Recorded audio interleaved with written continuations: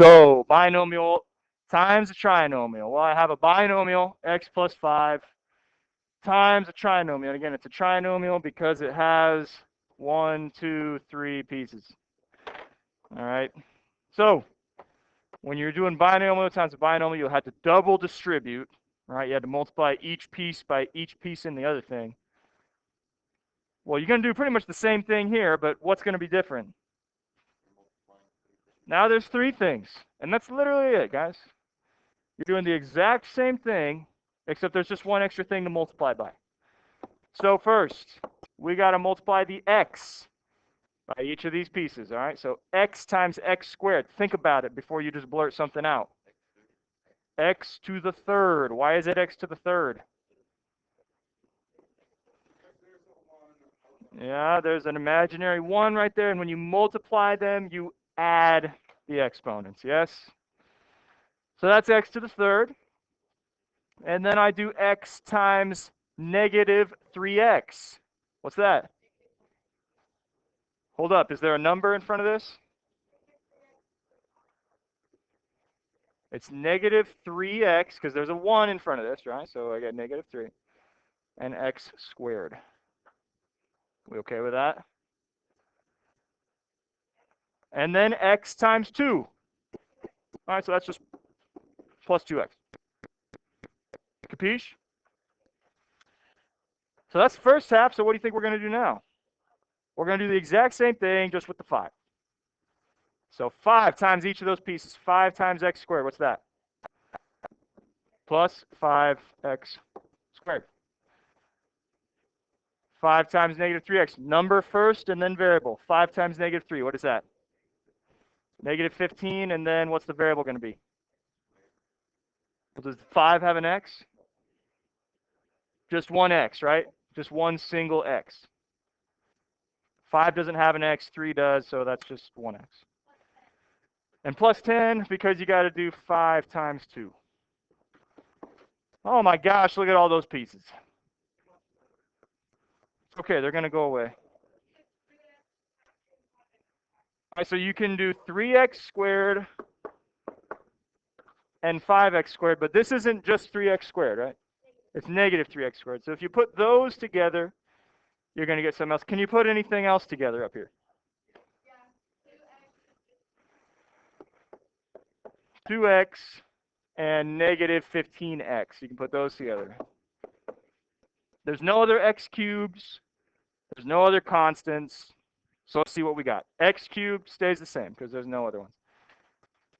Am I going to do x or x squared next? X squared because you go in order. So it's negative 3x squared and 5x squared. What's that? Negative 3 plus 5.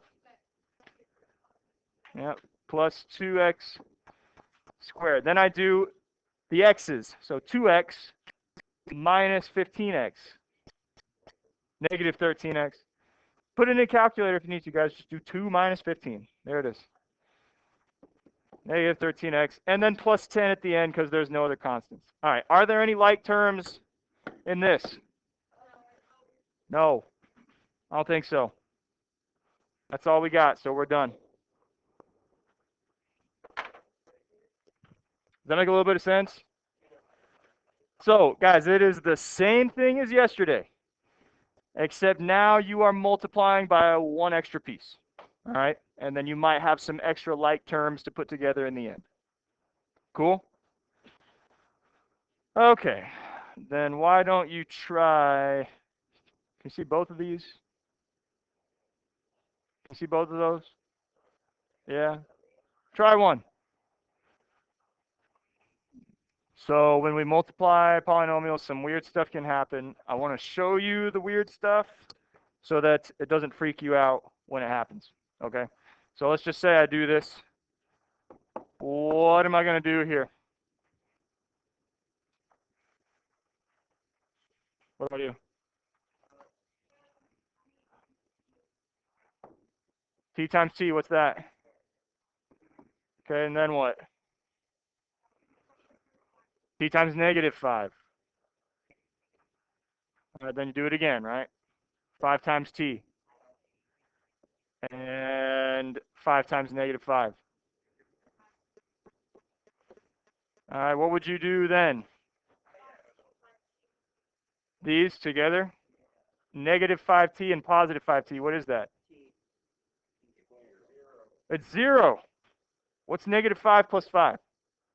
0. What's negative 5t plus 5t? 0. Is there any t now? No. All the t is gone.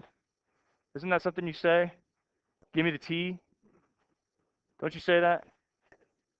Isn't that a young person thing? Oh gosh. Well, I look like a dummy, huh? All right. Well, the t is all gone. So it's t squared minus 25, and you're done. And that's it. So it's okay if stuff cancels, all right? It's not the end of the world. Sometimes that happens. Let me show you another thing that you might see. Okay, so I'm showing you this one because stuff can cancel. That's okay. Doesn't mean you messed it up. Here's another thing that you might see. X plus 4 squared. If you're asked to do that, x plus 4 squared. Let me ask you this. What does squaring something mean? You're, you're, you're multiplying it by itself. So if I tell you to do 5 squared, what is that? That's 5 times 5, which is 25. It is not 5 times 2, right? It's multiplying it by itself.